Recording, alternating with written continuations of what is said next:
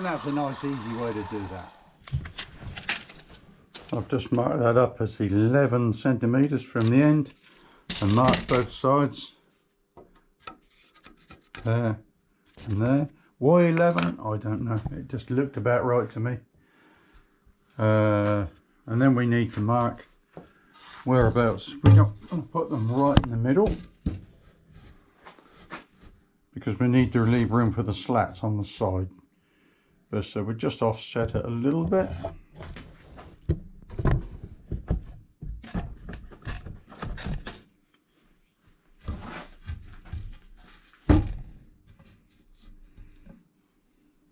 It gives us a nice piece for the slats to fit in this side so it's flush.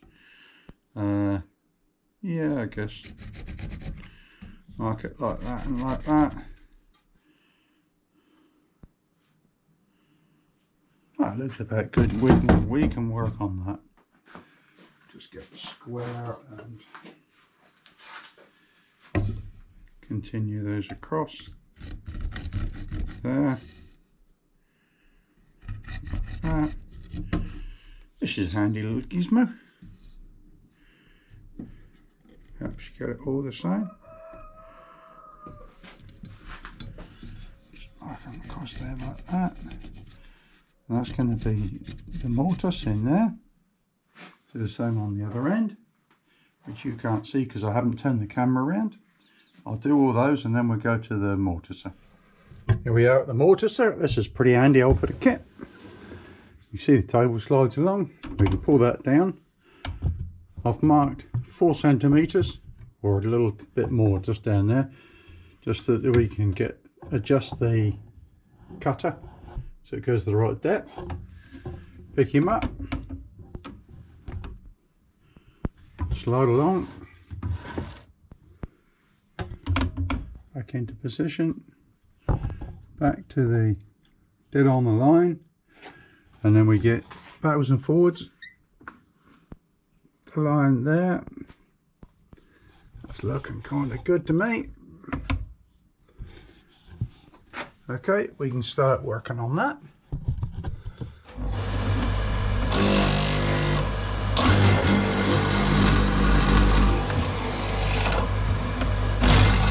Don't put the first one all the way in, just give it a little bit of room to work. And after that you can go right the way down. Doesn't that cut lovely? Look at that.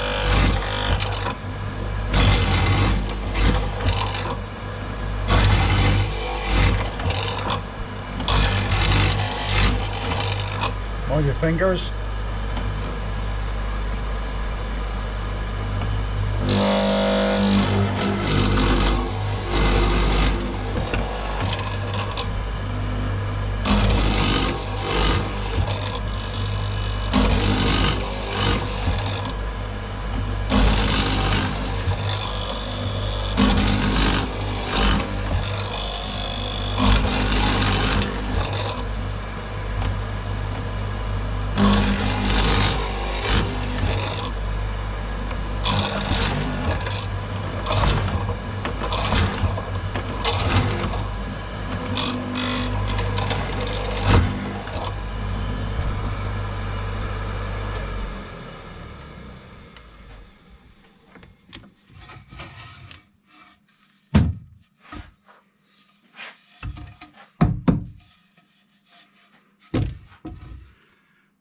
And that's the way to make a nice little mortise. Ideal, isn't it? Right, just giving that a little tidy up with a chisel. Just getting the swarf out of the bottom of it. And seeing it's wrong camera, bit of luck, it will fit. Yeah, look at that, beautiful fit.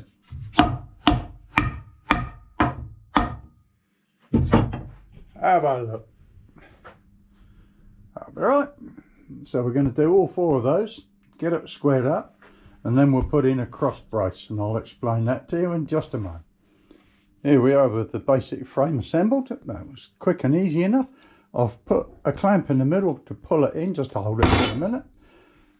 by pulling it against these square edges, the whole thing is nice and square, but we'll just check it. Yeah, perfect. Look at that. Do all four corners, why not? Just to make sure you haven't done anything silly. But like I said, it's only a garden gate. It's not, you know, for the crown jewels or anything. So right, we've got to make a diagonal now. And we've got to figure out which way it's going to hang. Because the diagonal, the bottom of it has to be at the hinges end. Down here. Or there. Because it has to hold the other end up. Let me show you on the gate outside. You see where the hinges are? And that being down there holds that end up. If you do it the other way on, that end will drop. And it was just useless gate. But like that, that's fine. I couldn't find another piece of this. My old stock seemed to be getting a bit low.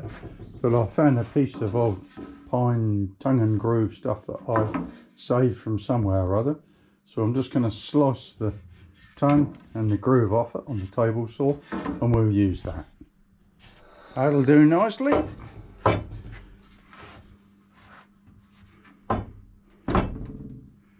It's a bit wobbly. What are we going to do there?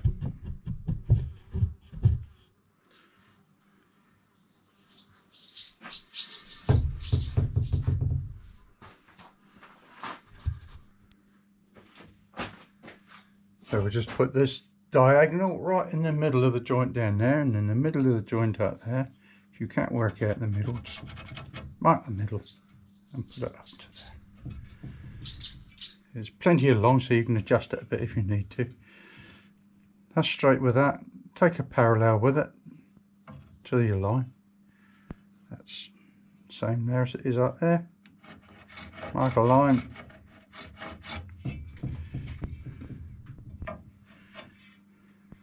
If this was an important job, you'd be making a better job than this. But this is just a garden gate. It's not a big deal. Just from the middle, just to there. There you go. We can just mark those, and we'll cut those off. Probably on the bandsaw.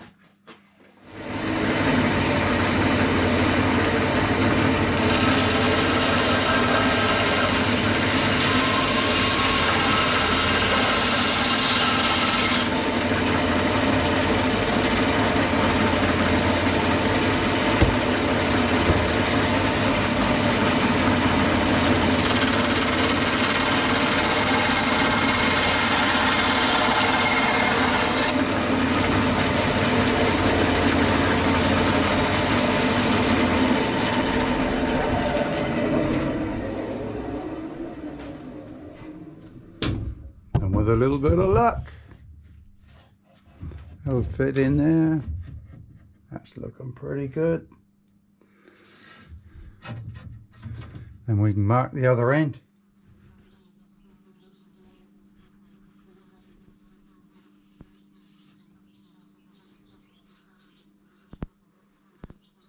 Seems like the inspector's come to have a look. Hello, mate. So we cut these slats out of a bit of old gash timber we had laid about. Just run them through on the table saw, cut them all the same length, and I'll find a piece of batten just to put across the top, give me a straight edge.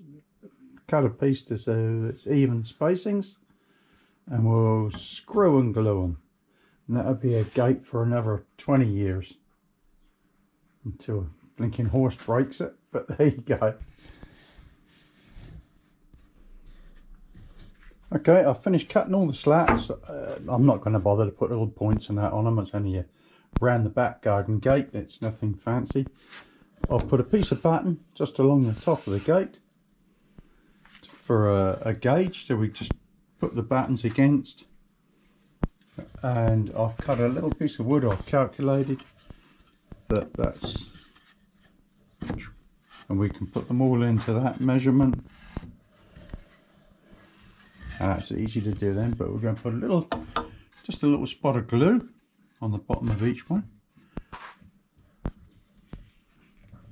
I can take the glue off with one hand, don't need much, so glue's pretty good. Hold it over onto that. Check again with our width. We can put the camera there for just a second.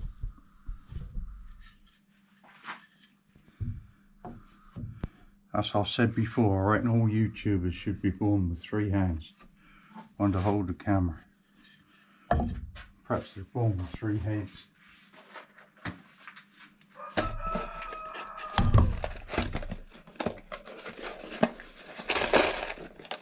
These old wood screws are pretty nice. They're double threaded with a pointy bit on the end so you don't have to drill. Hold them down nice and tight and there you go. And on the other end.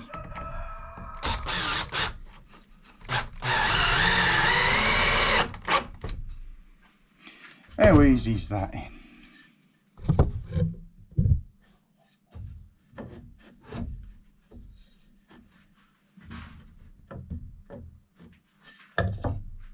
Don't forget the glue. Oops.